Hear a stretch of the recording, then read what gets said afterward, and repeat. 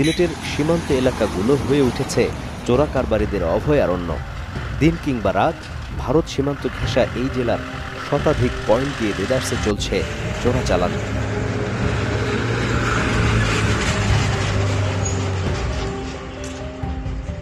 ফলে দেশীয় বাজার দখল করছে চোরাচালানের পণ্য, বিপরীতে বিপুল পরিমাণ রাজস্ব হারাচ্ছে সরকার। সিলেট সীমান্ত দিয়ে চোরাই পণ্য ঢোকার খবর গণমাধ্যমেও উঠে এসেছে বারবার।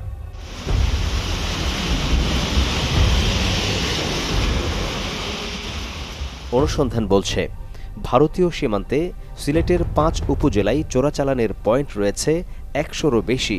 তবে স্মাগলারদের পছন্দের রুট গোয়াইনঘাট ও জৈন্তাপুর। এর বাইরে কোম্পানিগঞ্জ, কানাইঘাট ও জকিগঞ্জ দিয়েও চোরাই পণ্য ঢোকে। জৈন্তাপুর উপজেলার লালশাপলার বিলখ্যাত ডিবির হাওর।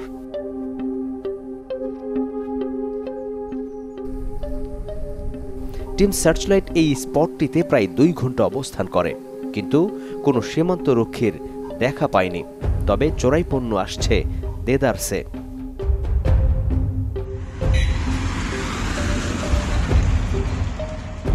দিনের আলোয় চোরাকারবারিদের তৎপরতা কম থাকলেও রাত বাড়তেই ব্যস্ত হয়ে পড়ে এলাকাটি।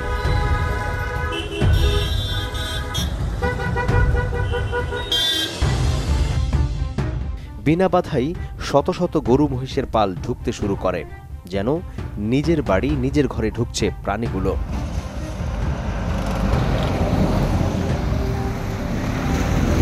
ছুটে চলা গাড়ির গতি এতই বেশি যে ইচ্ছা করলেও তাদের টেক্কা দেয়া সম্ভব নয়।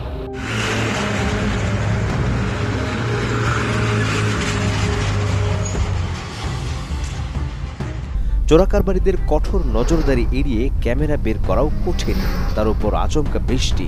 এরই মধ্যে ছুটে চলছে চোরাই পণ্য বহনকারী গাড়ি।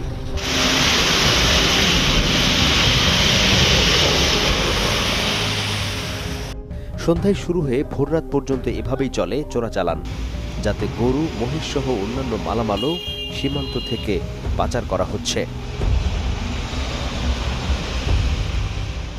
প্রকাশ্যে চোরাচালান হলেও দেখার কেউ নেই। বিষয়টি রহস্যজনক। প্রশ্ন উঠছে, সীমান্ত বাহিনী কি করছে, কিংবা পুলিশের ভূমিকা কি? টিম সার্চলাইটের অনুসন্ধান বলছে, গেল ৬ মাস ধরে সিলেটের বিভিন্ন পয়েন্ট দিয়ে চোরাচালান ব্যাপক আকার ধারণ করেছে। বর্ডার এলাকার বাসিন্দা, রাজনীতিবিদ, আইন শৃঙ্খলা ও সীমান্ত রক্ষা বাহিনীর কিছু সদস্য মিলে গড়ে উঠেছে শক্তিশালী সিন্ডিকেট।